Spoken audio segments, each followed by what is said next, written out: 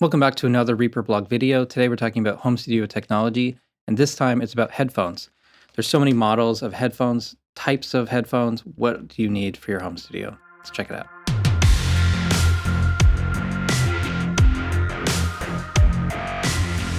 And before we get started, this video is sponsored by Skillshare. We'll be talking a little bit about them later. We're going to start off with closed back headphones. These are completely sealed. They block out and isolate sound.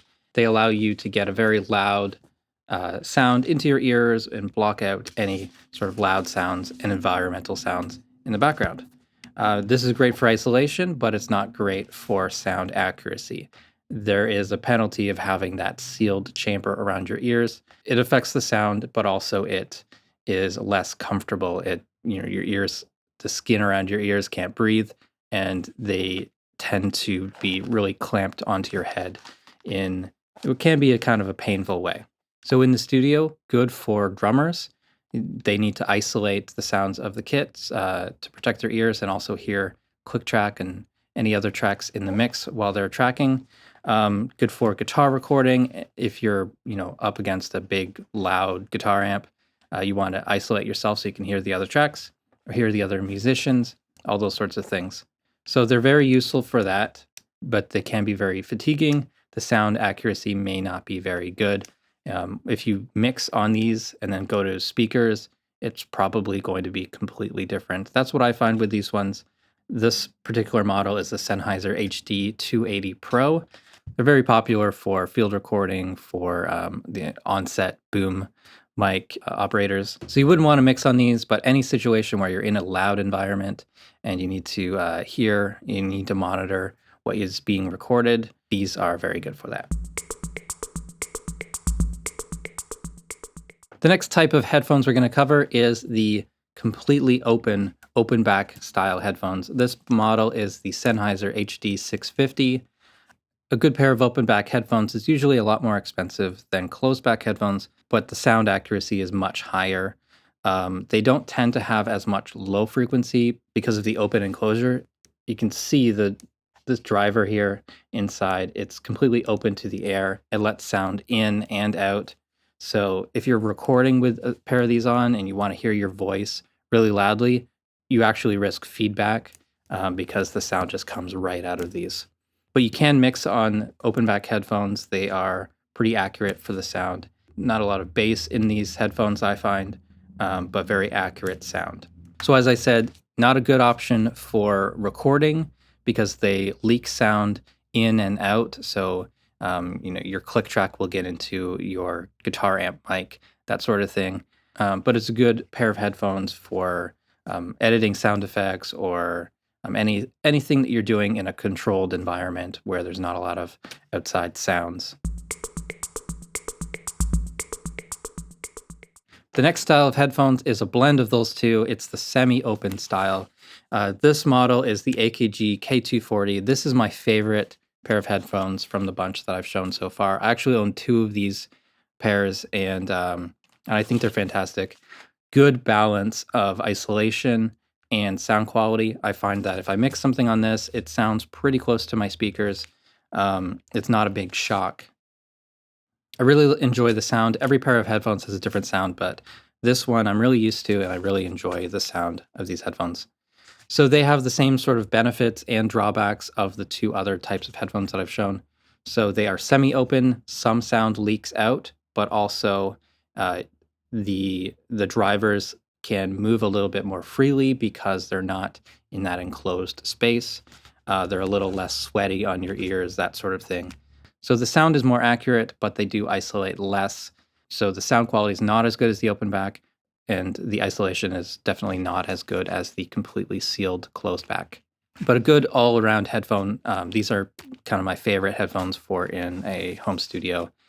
Pretty inexpensive, they last a long time, and come with a lot of great accessories as well.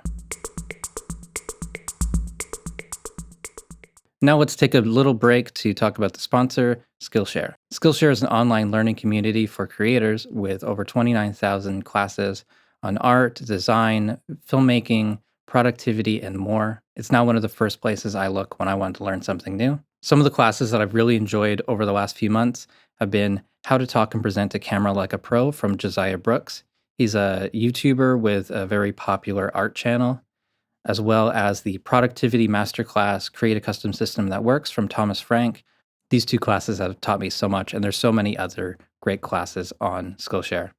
I've also started doing the workshops that they offer, where they just take several of the courses and really encourage you to go through and implement a lot of the ideas from those courses with assignments. So here's an example of some of the workshops that are running right now and coming up. Right now, I'm doing the Boost Productivity for More Success in U-Time workshop, which again includes that Thomas Frank course, as well as the Productivity Habits That Stick. This is another really great class.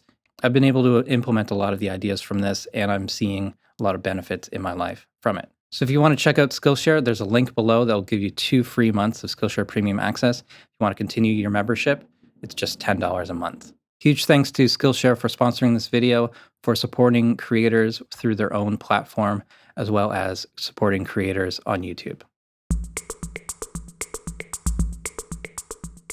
So now let's talk about headphones that you probably won't use in the studio. First up is little earbuds. They have the benefit of being able to isolate outside sounds, but the sound quality is not great, especially on the inexpensive ones. You know, these free ones that come with an iPhone. They do the job, but they're not accurate. You can't trust that something you mix on this is going to translate to speakers. Stuff you mix on speakers doesn't always sound right on these.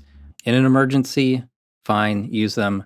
But I would definitely trust studio headphones made for home studio use or professional studio use before these. If you raise your budget to $400 or $500 or even higher, there are in-ear monitor headphones.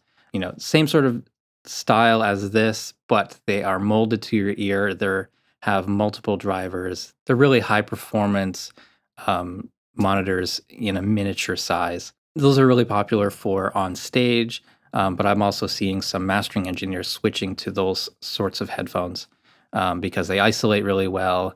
They're very, very accurate, and they are fit just for your ears. So that makes a big difference. But to get really good quality, you have to spend more, and you have to get that custom fit, or it just doesn't really work that well. And the last type of headphones we'll talk about today that you won't use in the studio is the Bluetooth headphones. There are several popular models of noise-canceling Bluetooth headphones you might consider for your home studio, but really they are made for listening to music or an audiobook while you're out or on an airplane. They're not really made for production work, and there's several reasons why. First reason is that they add latency. So everything that you hear coming out of the computer or whatever will be delayed. You can't record guitar using that sort of technology because it has a delay. Often these Bluetooth devices don't even run at 44.1 kilohertz and 24-bit. So everything is going to be filtered sounding, so you don't get any of the really crisp high frequencies. Often these headphones have active noise canceling technology, which means there's microphones and circuitry to sample the audio around you and then subtract that from what's playing into your headphones. And it really works remarkably well. They can sound really good in a noisy environment, but when you're in a controlled studio environment, even at home, you're not going to need something like that. So to summarize this, don't use the earbuds, don't use the noise-canceling headphones or the Bluetooth headphones. They're just not great for audio work. Get yourself a pair of semi-open headphones like the AKG K240s. If you're doing a lot of recording of loud sounds, get yourself some good isolating closed-back headphones. Sennheiser, AKG, and Audio-Technica all have really great products for studio use. If you're doing a lot of mixing and mastering, consider a pair of completely open-back headphones. The Sennheiser HD 650s are a good starting point for that style of headphone. So that's it for this video. Thank you so much for watching. Don't forget to check out Skillshare. Get your 2 free months of Skillshare Premium access with the link below. Thanks again for watching. Please subscribe to the channel if you haven't already. You can follow me on Facebook and Twitter, support the Reaper blog through Patreon, and visit reaperblog.net for a lot more tutorials.